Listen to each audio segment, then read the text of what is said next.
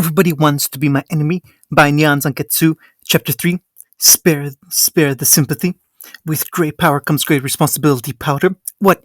You telling me this new powerhouse rules? Only three? Follow those and you'll be fine. Spare the sympathy. In the weeks that followed, Naruto gradually settled into something of a routine, maybe not so much a routine as a series of habits, rather a number of repeated daily actions to help anchor himself in this baffling new realm. Even a world apart, a ninja was still a ninja, and he couldn't bear to sit still for very long. Powder helped in that regard, if only because he enjoyed training her, but he simply couldn't dedicate every second to teaching the little scamp. Thus came the routine. Every morning he woke at 9 sharp. Vander's loft was nice and he was grateful for a place to rest his head, but it lacked anything beyond the most basic of necessities, which meant stumbling down a set of rickety steps for breakfast, munching on whatever the man happened to have on hand at the time, then finding the bathroom and praying there was still enough hot water for a shower. More than not, there wasn't. Cold showers sucked, but hey, at least they woke you up. From there, he would dodge the questions of a certain sister, Violet, and find Powder waiting by the bar, eager for the next leg of her training. Except today, she wasn't there. According to Vander, his apprentice had gotten the full idea to best her personal speedrun record around Zon. Nato felt something eerie akin to pride at that. She'd gotten an early start. Clever points for taking the initiative. He supposed he would have been seeing her for he wouldn't be seeing her for a few hours. Then the morning was his to with as he pleased. So like any upstanding citizen, he went for a walk. To be fair, he hadn't been looking for trouble at the time. Oi! A crude knife poked him in the throat, shattering his reverie. You deaf? Hand over the cloak and your money already, cripple. Its owner's leer left him wrinkling his nose against noxious breath. Do that and nobody gets hurt. Sadly, Trouble had a way of finding him these days. You want to say it, or should I? Kerma put it blankly, because they're grinding on my last nerve.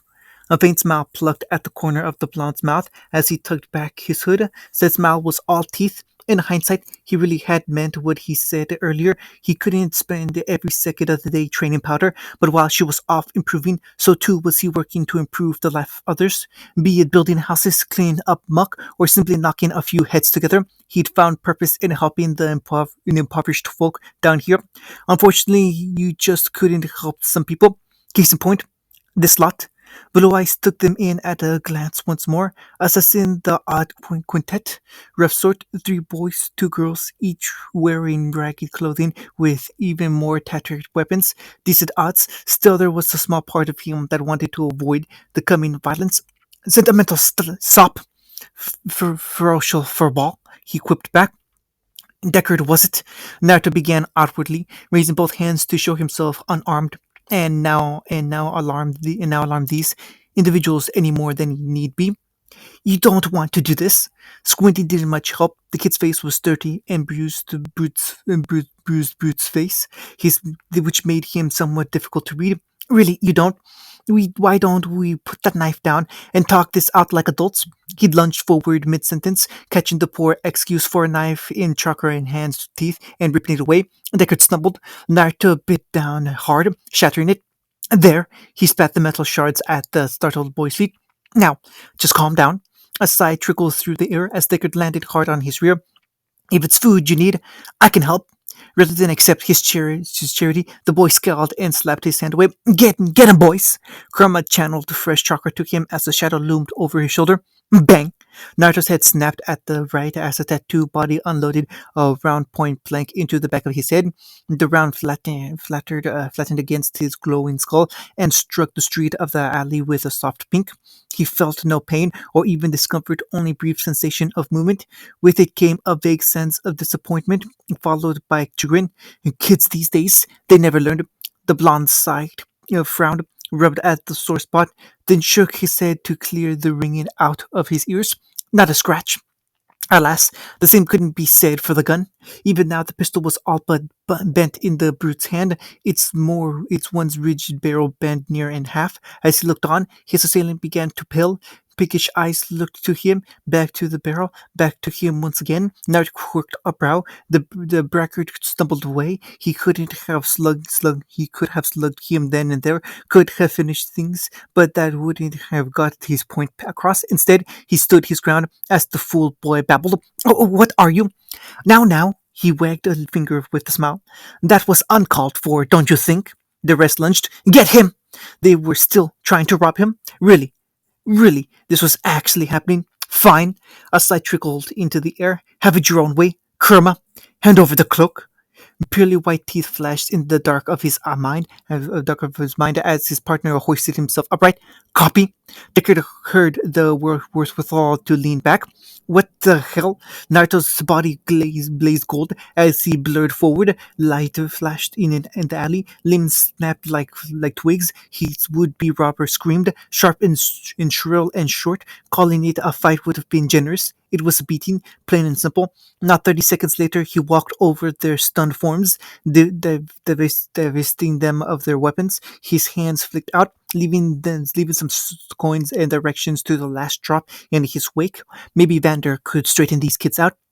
Definitely, maybe, hopefully. On a whim, Naruto left a stack of golden coins near Deckard's prone face. There. Wouldn't do for a lot of them to starve now, would it? His piece done, he turned to go. Huh? Her voice caught him out before he could. Not a bad show. You know how to handle yourself. Movement flickered in his peripheral vision near the mouth of the alley, not quite in the dark, but neither in the light at that. There was someone leaning against a nearby wall, arms folded across their chest. For an awful moment, he thought it was Vibe shouting him again, but no, her voice was all wrong, sharper, sterner. He straightened, turning to face them fully. Thanks, I guess. Definitely a woman, and a dangerous looking one at that. All dark skin, dark eyes, and dark hair, her body wrapped up in worn combat leathers, yet despite that she held herself with confidence. Her eyes met his for a moment. When he didn't budge, she granted him a crooked grin. You're that kid, aren't you? She planted one hand on her hip as she assessed him with a keen eye. Heard about you. You've been running around the lanes cracking skulls. More often than he cared to admit, but Naruto knew he couldn't deny the kernel of truth in her words. You could help all you want down here, but sometimes the people in the Undercity needed a good smack to knock some sense into them. Deckard and his crew weren't the first, and they certainly won't be the last, which begged the question, and you are? Savika? She offered him a hand. Naruto, he clasped her palm, unable to conceal his frown. And I ain't a kid. Apparently, the Savika took that as a challenge because she absolutely crunched his palm in hers. Or rather, she tried. Naruto squeezed right back, grinding her fingers together, gnawing bone against bone until her hand popped open and was forced to release him. Even then, he didn't let go of her. Was it wrong for him to relish the look of surprise on her face? The brief gasp that followed. Yes, no, maybe so. Just a little. So, he released her with a low drawl. Still think I'm a kid?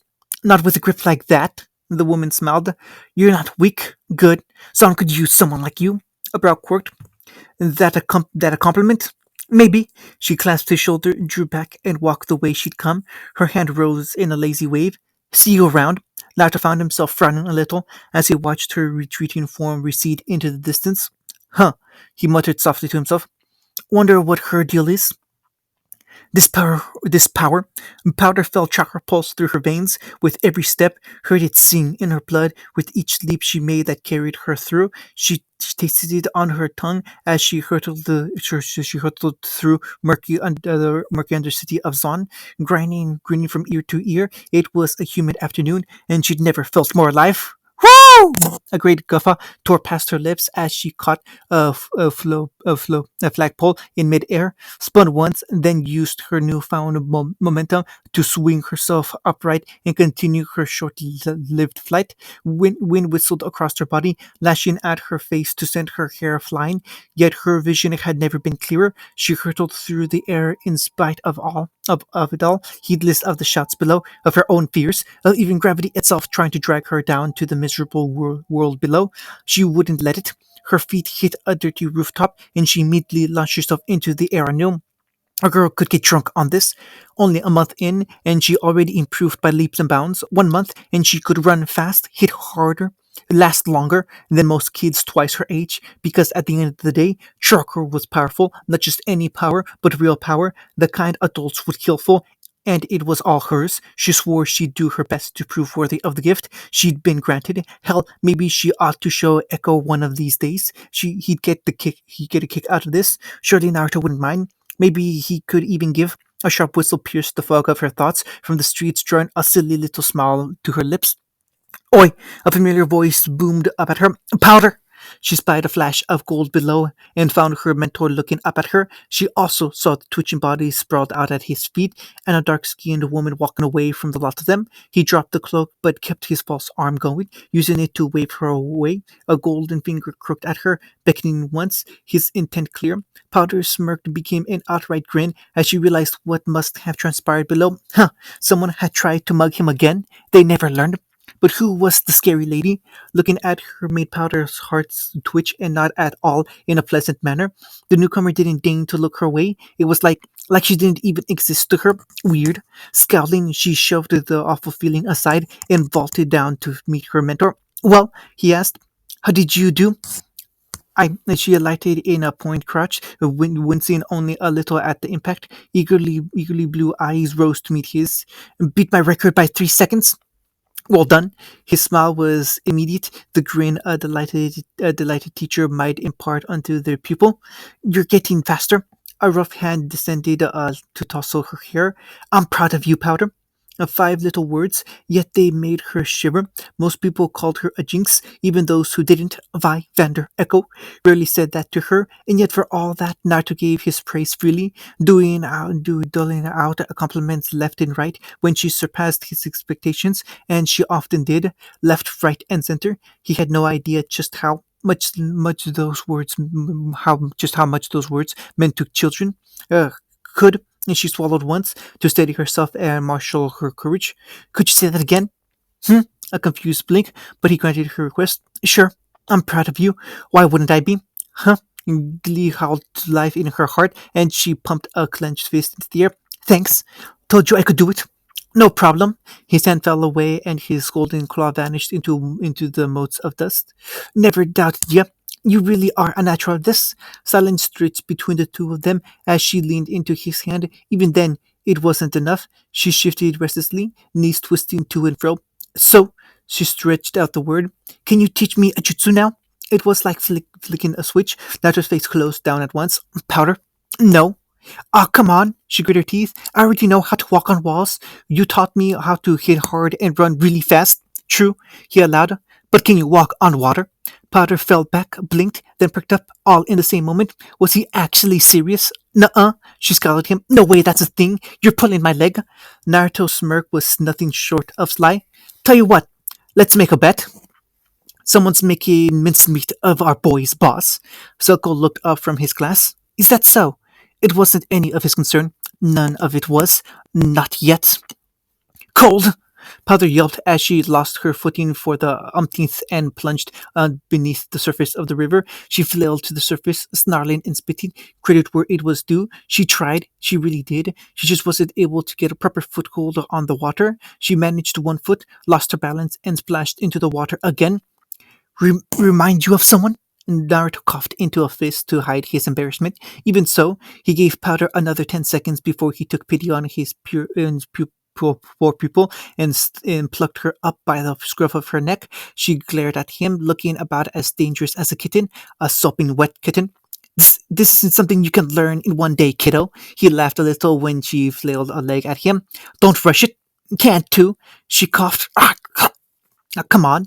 A wry smile tugged at his whiskered cheeks. Let's get you dried off. It's been hours now. Powder sagged in his grasp. But I want to keep trying, she said in a weak, fawning voice. No buts. Naruto chortled a little as he waded back to the shore, dragging the kicking girl with him. The water of lanes wasn't the cleanest, but it suited his purpose. Theoretically, Powder would be fine so long as she wasn't cut or bled when she went in. He'd made certain of that. A quick application of heated air on the banks had her right as rain again, though no less pleased. You're bigger than me. She flung a pebble his way. No fair. Oi! Naruto flicked her forehead gently, not to hurt or harm, just enough to catch her attention. Something a mentor might do to their student. Remember rule number one? She huffed and crossed both arms before her chest. Ninjas don't fight fair. Bingo! He sat down, took the scroll from his pouch, and unfolded it before her. At your age, I was a runt too, even shorter than you are now. Her eyes widened. No way! Yes, way. He wrinkled his nose at her, recalling just how short he'd been at her age. It's not something I'm proud of. But you're freaking tall now. How? He stuck out his tongue. I drank a lot of milk. Bah!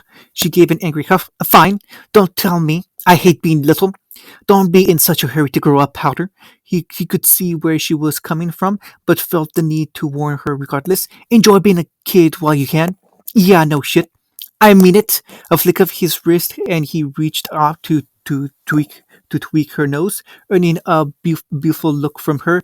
You're gonna grow up before you know it, just like he had. And once you do, you'll have responsibilities. Even now, you're stronger than you know.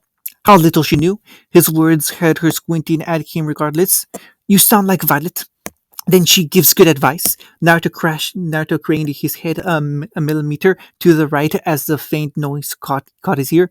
And she should really stop eavesdropping. Hmm?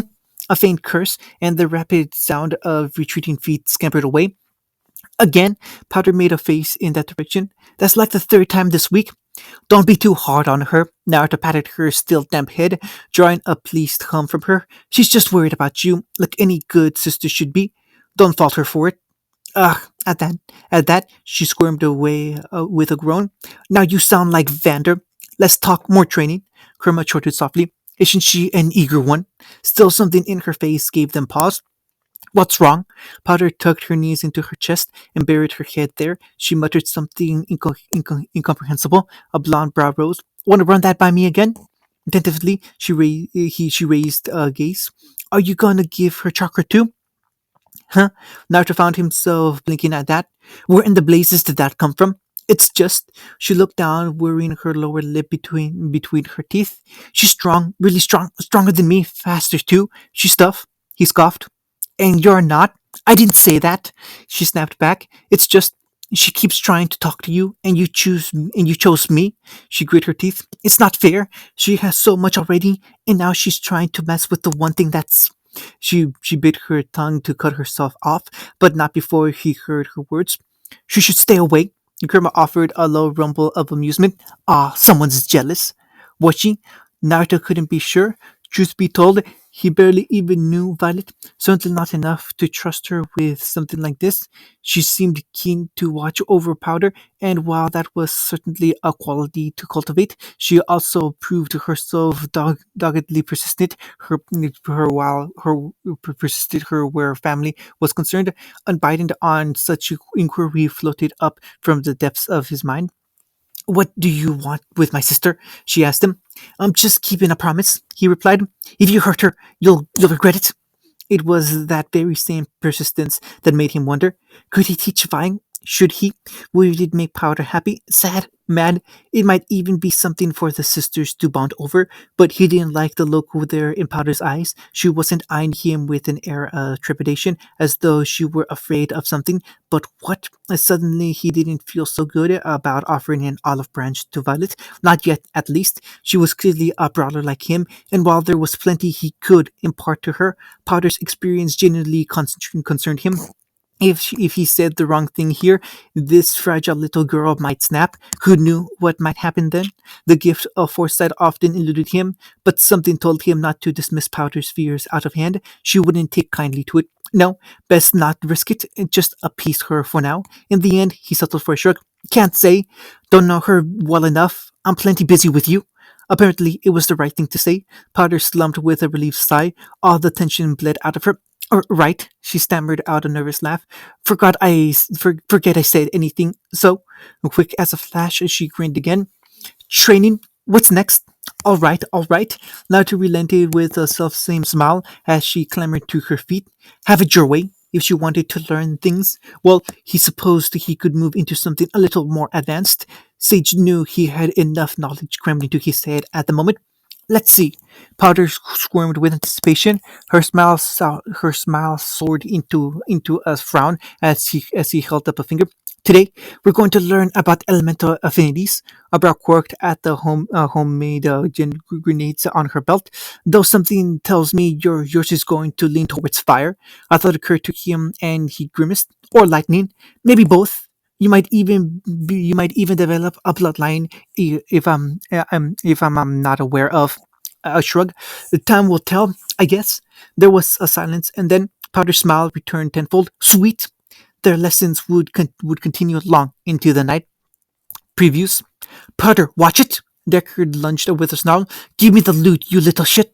Violet surged forward after him, fearing the worst. She needn't to have worried. Powder swaggered back with deceptive grace, weaving left and right like water, leaving his knife to sweep harmlessly past. Then her eyes flashed and she slammed a fist into Decker's stomach with all her might.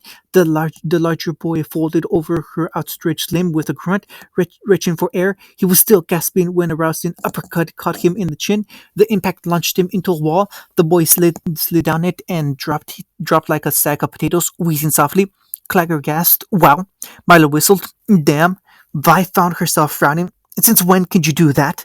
Powder gripped her wrist, hiding her hand behind her back. Since, a while ago. You can't learn this. Absolutely not. The Russian shuriken is too dangerous. But you said you'd teach me. He could feel the thorns in her voice. You promised. Just like that, she changed gears. Please, please, please. Can I at least learn the Rasengan? Fine. I'll teach you that, at least. Vander was silent for a long moment, and then, seems I've gotten rusty. What do you say to a spar? Need to get back in shape. Naruto blanched and tried to hush him, but it was already too late. The kids went mad. Yes, yes, yes. Fight, fight, fight. He didn't feel a thing. No, wait. He told a lie. Pity. Today was a rare exception. He was starting to enjoy those. It had taken him the better part of 3 minutes to find someone willing to pounce on his bait. But now that they had you, a finger jabbed Marcus in the nose. I don't like your tone. Take that back. The enforcer looked up at him. And if I don't? Naruto smiled. Smack. The hell does that? An uppercut slammed into the enforcer's glass chin and sent him spinning away, mask over ass over elbows. He struck a table. Drinks and food flew, spattered more than a few patrons. Silence descended over the bar as everyone, to a man, climbed to their feet. In the background, Savika gave a wolfish grin and whistled sharply. The enforcers never stood a chance. You don't seem to understand. Naruto growled a low rumble that had Powder ducking for cover behind him. They're not going anywhere, and I am not putting up with this anymore. His hand rose, light leaped from his palm, and the sky erupted. Now behave! He humiliated me. I want revenge. You want to cross that bridge? Look, that won't end well. It will if I do it alone. I'd like to let you in a very important secret I learned when I was about your age, boy. Sigil tapped his chin with the knife. You see, real power doesn't come to those who are born strong or fastest or smartest. No, it comes to those who will do anything to achieve it. Now to pursed his lips. On that I agree and disagree. Have something to say, do you? Go on, enlighten me. Look, Silco, I worked hard to get where I am, sure, but I only made it this far because I had help, because people believe in me. You'd sacrifice everything that you are for your dream, throw yourself on the pyre of your own ambitions to see it accomplished. You might realize your goal, sure, but is it even your dream anymore if you can't recognize it? Or your people are left cowering in fear of the very man who saved them? That's not a good dream at all. It's a nightmare. Just who are you? End of chapter 3.